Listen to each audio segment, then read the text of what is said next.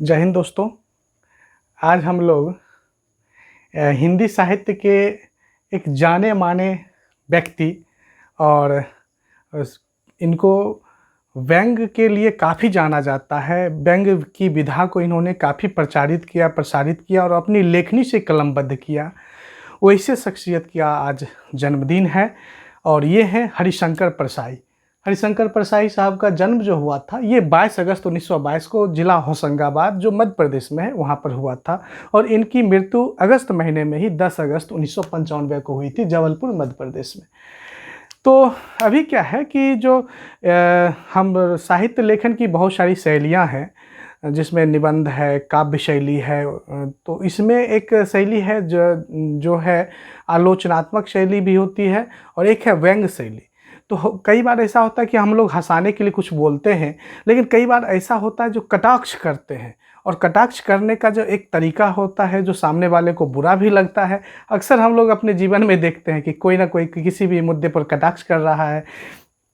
घर में देखते हैं घर के लोग कटाक्ष करते हैं, अगर कोई काम हमसे गलती से हो गया या कोई भी मुद्दा है उस पर कटाक्ष करता है। जहाँ पे हम लोग काम करते हैं, अपने नौकरी चाकरी करते हैं, वहाँ पर होता है, या समाज में, राजनीति में, कहीं भी जाइए तो जीवन के हर एक क्षेत्रों में कटाक्ष होता है। लोग कमेंट करते हैं, व्यंग कसते हैं, लेकिन उसमें हरिशंकर परसाई जो थे माहिर थे कटाक्ष करने में और वो इस तरह से कटाक्ष करते थे।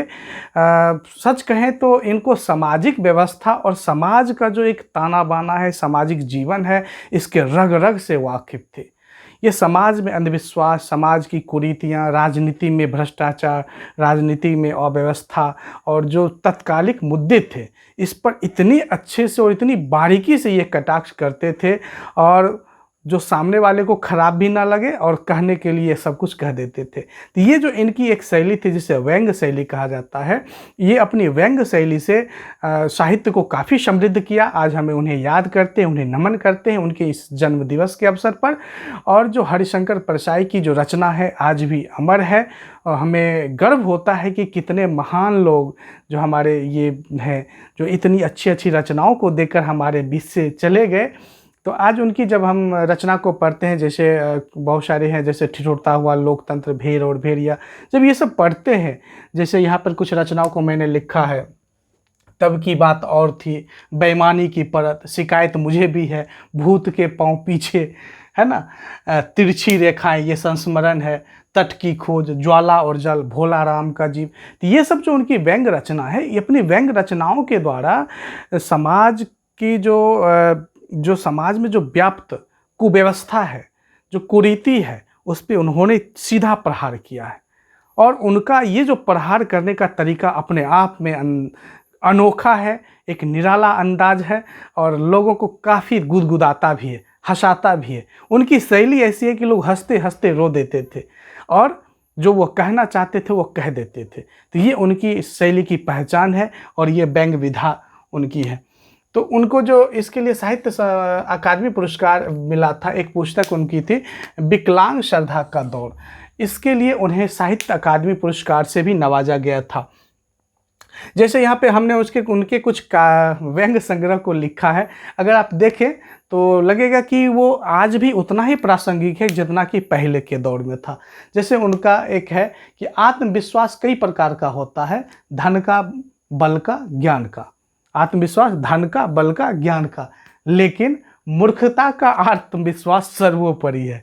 मूर्खता का आत्मविश्वास क्या है? सर्वोपरि है। उन्होंने कमेंट भी कर दिया, व्यंग भी कर दिया और बुरा भी नहीं लगा। तो ये हास्य व्यंग कहने में वो माहिर थे और वो किसी से डरते नहीं थे, ना ही शासक से, ना ही समाज से। उनका जो काम था वो अपनी लेखनी के द्वारा, ये हास्य व्यंग की विधा के द्वारा, आलोचना के द्वारा, कटाक्ष के द्वारा समाज में परिवर्तन लाने चाहते थे, राजनीतिक में परिवर्तन लाना चाहते थे और चाहते थे कि जो कुरीति व्याप्त है वो समाप्त हो। एक दूसरा है कि लड़कों को ईमानदार बाप निकम्मा लगता है।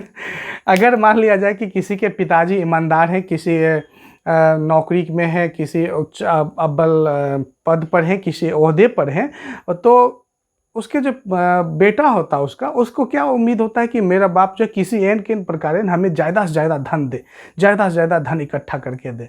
लेकिन अगर उसका पिताजी मान लिया जाए कि ईमानदारी से काम करते तो लगता है मेरा पापा नालायक है, वो कुछ नहीं करते हैं, सिर्फ नौकरी जो वेतन मिलता है सिर्फ वेतन पर ही आश्रित हैं। बल्कि इनको तो और ऊपरी कमाई करना चाहिए। फलाना जो मेरा दोस्त है उसका पापा तो कितना ऊपरी कमाई करता है, हर काम में पैसा लेता है, तो उसको निकम्मा लगता है। तो लड़कों को जो होता है ईमानदार बाप हमेशा निकम्मा लगता है।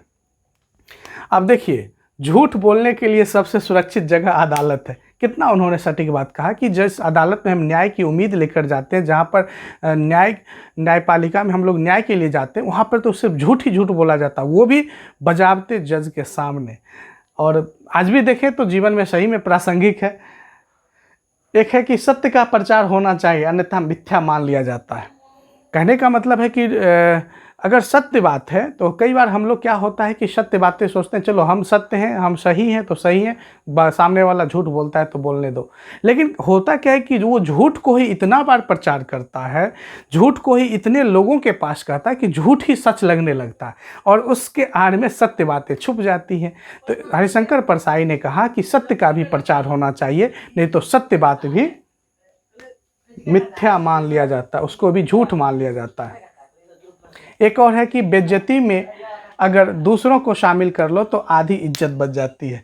अक्सर सुनते होंगे कि मान लिया जाए कि आप कहीं पर हैं, अगर किसी ने कुछ डांट दिया तो उम्मीद रहता है कि मेरा जो दोस्त मेरे बगल में है अगर उसको भी डांट पड़ जाए तो ये किसी के सामने नहीं कहेगा, इस तरह से मेरा भी इज्जत बच जाएगा। लेकिन अगर मुझे डांट पड़ी है और मेरे दोस्त को डांट नहीं पड़ी है जो मेरे साथ है, तो क्या होगा, सब जगह ये बोल देगा कि फला इसको तो डांट पड़ी है। तो इस तरह से कहता है कि अगर बेइज्जती हो रही है तो अगर दूसरे को भी उसमें शामिल कर लेते हैं तो कम से कम आधी इज्जत बच जाती है। ये इनकी क्या है, ये सब व्यंग है। इस तरह से कई व्यंगों की रचना की उन्होंने, कई किताबें लिखी हैं और उनके संस्मरण है। तो ये जो देशबंधु अखबार था उसमें वो सबसे पहले एक कॉलम लिखा करते थे और उस कॉलम में था पूछिए परसाई से।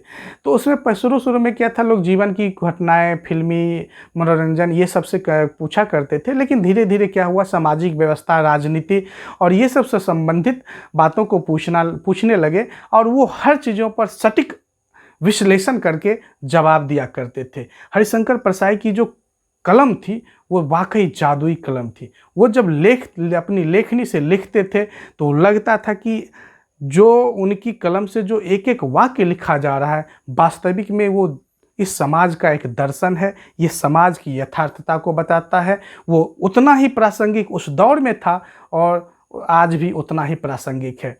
तो ये जो कला है, हम लोग को चाहिए कि हरिशंकर परसाई की पुस्तकों को पढ़ें और जो वो शिक्षा देना चाहते हैं, जो अपनी विधा से, अपनी रचनाओं से जो समाज की कुरीतियों को ख़त्म करने के लिए, जो इस व्यवस्था को और इस व्यवस्था में जो व्याप्त भ्रष्टाचार है या जो भी विसंगतियां हैं उसको ख़त्म करने के लिए जो उनका जो प्रयास है उसको हम लोग उतारें, उसको सीखें और उनकी विधा से पढ़कर हम लोग लाभ लें।